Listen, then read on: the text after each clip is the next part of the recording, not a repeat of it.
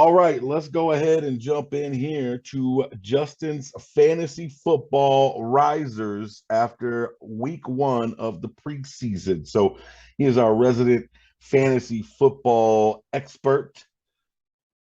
I see how I threw that in there. How many an expert? Expert, huh? Yep. All Hmm. right. So he gave me three names of three guys he thinks are on the rise after preseason week one, whether they played or not, based off of what happened on the field. So break it down for us. Yeah. These are just three names actually. After week one, I've got more than a handful of guys on my radar that are rising right now. A lot of people probably have similar names, but for sake of just not share my secrets with a fantasy competition here on this podcast episode, I'm going Love to keep those fantasy other names to competition. myself. Yeah, so Brian Robinson, listen, Antonio Gibson comes in, first series, second series. First series doesn't, really do anything, gets carried, not really efficient. Second series comes in, they go and punt the ball. They come in another series, boom, fumble. Same old Antonio Gibson, fumbling the ball, fumbling issues just keep plaguing him. I will say this dude was a quarter inch from the ground, but he still fumbled it. It was just one of those things. Defender made a heck of a play on the ball, punched it out as he's going to the ground. But again, you just when you're plagued by those things, you're plagued by those things. So Brian Robinson. I think it's actually fair to note that Gibson did come in another series after the fumble. It wasn't until after that series that Brian Robinson comes in with the first stringers. He gets 6 carries, 26 yards, so he's averaged over four yards a carry. He also gets 2 receptions for 15 yards, all with the first stringers. Um, then Gibson actually comes back in the game with the second stringers in that game. So it was pretty interesting to see that. But when you watch the tape, and again, I watched a lot of tape. I went back, I watched a lot of, replayed a lot of these games, did the condensed versions. And when you watch Brian Robinson, I think Brian Robinson is exactly what the Commanders were hoping they were going to get with Antonio Gibson.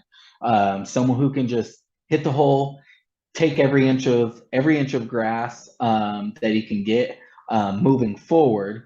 And that's what Brian Robinson did. He ran between the tackles very, very well, picked up chunk yards, 4 or 5 yards when he needed it.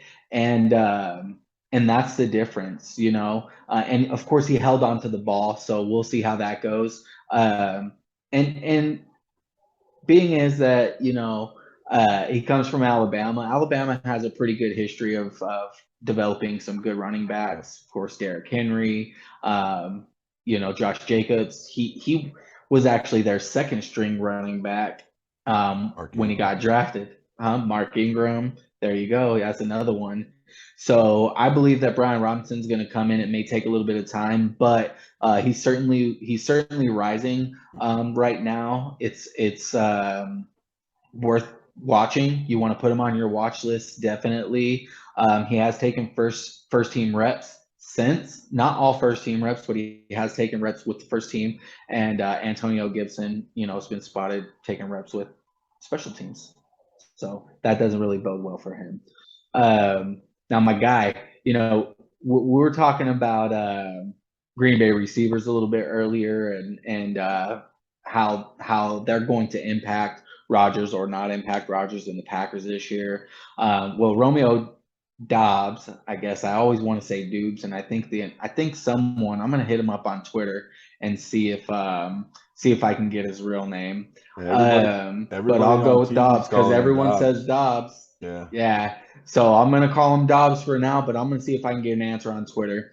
Anyways, Romeo Dobbs, Aaron Rodgers gave him hype. We did an episode where I talked about him as someone to look out for because of that hype and because of training camp hype. And in the game against the 49ers, he came out.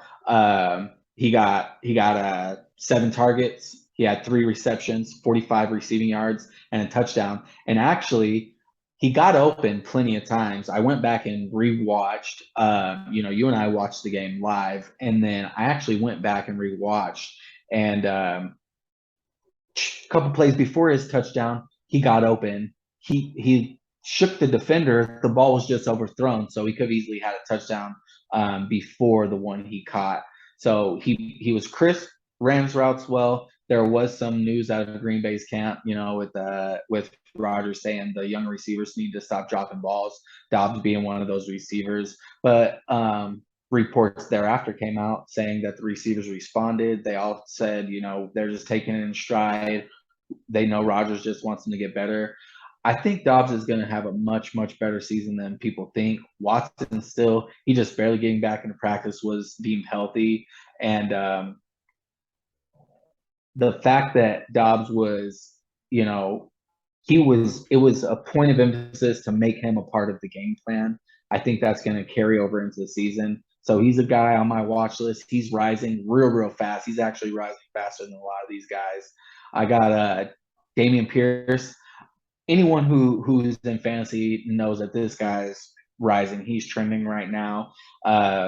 He came in the game after Marlon Mac took a few carries and was really inefficient. All he did was run the ball 5 times for 49 yards, averaged a nice little 9.8 yards per carry. He's been spotted taking first team reps since then. And, with the team that's rebuilding, let's just be honest, with the team that's rebuilding, at the end of the day, it's in your best interest to start guys like this who you just drafted, you invested your draft picks in. You're going to go out and try and win games, but you're paying this guy on a rookie contract. You're a team who's rebuilding. You're going to want to see what you got. Yeah, sure, you just signed Marlon Mac in free agency, but I think the NFL knows what Marlon Mac brings. He had a 1,000-yard season. He's had a couple of injuries, and he couldn't get close to winning his starting job back in Indianapolis. So, I mean, they know what they get. Damien Pierce also, just based on the tape, he looked good. He was actually very explosive. He was quick, decisive. I like watching him run. In fact, he reminded me a little bit of James Robinson. Okay. Yeah, so that's my comparison for him. Those are a few of my risers. I like it. I agree with you. Obviously, in Houston, they're probably going to go with the youth movement and play some of their younger guys, get them some experience, see what they have, see if those draft picks paid off or not. I agree with you regarding Dobbs. I think he's poised to have a good season as long as he can stay in Aaron Rodgers' good graces and stop dropping the ball. He had a nice game against San Francisco in the preseason. He had a couple drops in that game as well. One of them actually turned into an interception after the 49ers challenged to play. I didn't even realize that he was the receiver on that play until I rewatched it as well. So I think as long as he can, solve that problem with drops, I think he's got a good chance to have a really good season. I want to throw a name out there, and I think not. I don't think this guy's gonna be a top 5, top 10 fantasy player or anything like that. I think that if Najee Harris gets hurt, though, I do think the Pittsburgh Steelers have a very solid guy in Anthony Mcfarlane.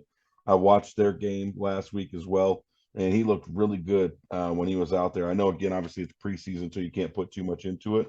But I think if you're looking for somebody in case of injury or something of that nature, or just some guy that maybe will burst on the scene, give you a couple plays here and there, I think that Anthony Mcfarlane for the Pittsburgh Steelers could be one of those guys as well. So, again, I know fantasy football is more of your realm, but I really liked what I saw from him last week, and I think that he's got a chance to factor in at some point this season. Yeah, no, I'm with you on that. I mean, Mcfarland is someone I'm watching closely. I do have Najee as one of my keepers in a different league than you and I are in. So, I'm watching that Pittsburgh backfield pretty closely. He did have a really stellar game the other day, but there's a report out today, actually, their other running back. I can't remember his name off the top of my head. I was actually going to do a little tomorrow, saying he's actually moved up the depth chart too. Oh, wow. They're looking at having him as the second running back on the depth chart. But who knows? It's just, I didn't actually see him play last week. But again, I'm gonna go back and watch some of that tape and see. But I like Mcfarland. He actually has some good hands. and he's pretty quick. Yeah, He's pretty freaking fast. He looked pretty good to me last week. So again, it's Yeah. preseason, so don't want to put too much into it, but I would say based off what I saw, he was pretty impressive. Yeah, I like him. All right, so those are the risers.